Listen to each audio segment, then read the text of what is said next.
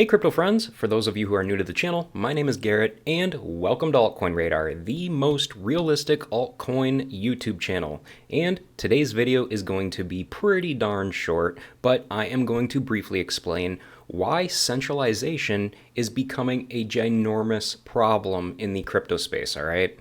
Now, for those of you who are new to the channel, as always, if you are interested in trading and would like to try the same crypto exchange that I use, feel free to go ahead and try out the MEXC crypto exchange. You can find a link to it in the description below this video.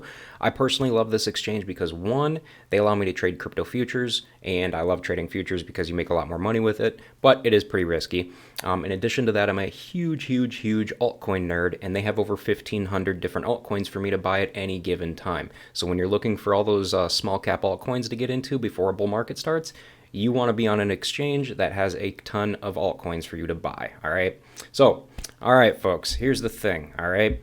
In the crypto space, we have got people like myself, for instance, who have been involved in crypto for 7+ years, who have been here before any mainstream centralized crypto company showed up.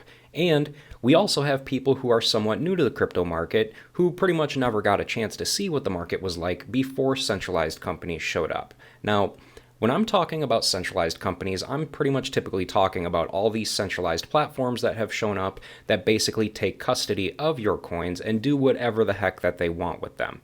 I mean, I'm talking about companies like Celsius, BlockFi, Voyager, FTX, the centralized exchanges, and many others that have gone under as well. And the sad part here is thousands of people continue to use these centralized platforms like this, even after they have been screwed over and lost their funds. Why? I don't know. It honestly makes no sense to me. And it's honestly becoming a huge major problem in the crypto space. And the reason why is simply because if centralized crypto companies keep showing up and going under after each bull bear cycle, all it does is make the crypto space look bad, all right?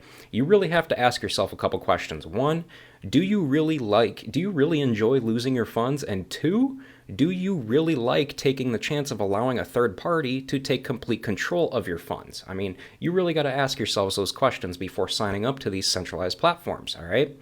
These kinds of questions really need to be asked before you decide where you want to store your crypto, because realistically, these centralized platforms can disable withdrawals at literally any given time, and that's not something that retail investors like you and me should have to deal with on a regular basis. So here's the thing.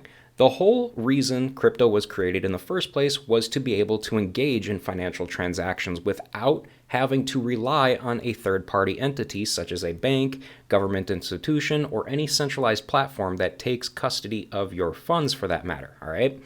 And the fact that these centralized platforms keep popping up here and there should be a huge cause for concern for retail investors like you and I, all right? Because here's the thing. Retail investors work their butts off for the money that they have to be able to invest with. And depositing your funds through a centralized platform isn't exactly the safest option. So by now you're probably wondering what my personal suggestions would be. And honestly, here's what I personally think in my own opinion. If you're trading on a regular basis, then obviously you're going to want to use a centralized exchange. But the problem arises when you decide to use a centralized exchange or platform to hold your crypto for the long term, all right? Now, if you're just buying crypto to hold long term and you're just, investing long term, or you want to add, if you want to add your tokens to a liquidity pool somewhere, you want to make sure that you're doing it on a decentralized platform or a non-custodial wallet. And the reason why is because none of these decentralized platforms have literally ever gone under. Have you ever noticed that? I mean, really, have you ever noticed that? No DeFi platforms have ever gone under. It's always been the centralized platforms. So literally, that aspect alone should tell you how dangerous the centralized platforms are. The only platforms that have gone under have all been centralized. So again, I'll reiterate this, all right? If you're just buying and holding long term, you should never be trusting a centralized platform with your funds. And here's the thing, all right? There's all kinds of good options out there for holding your crypto long term where you don't have to rely on a third party. You could use a non-custodial wallet like Trust Wallet, Exodus, Atomic Wallet, Kepler, and many others out there as well. And if you're waiting, if you're wanting to stake your crypto long term, there's plenty of decentralized platforms you can do that on as well. Literally all it takes is a simple Google search. Just type in decentralized crypto platforms or decentralized crypto wallets, stuff like that, or non-custodial wallets. That's pretty much all it takes, you guys. Now, here's the thing.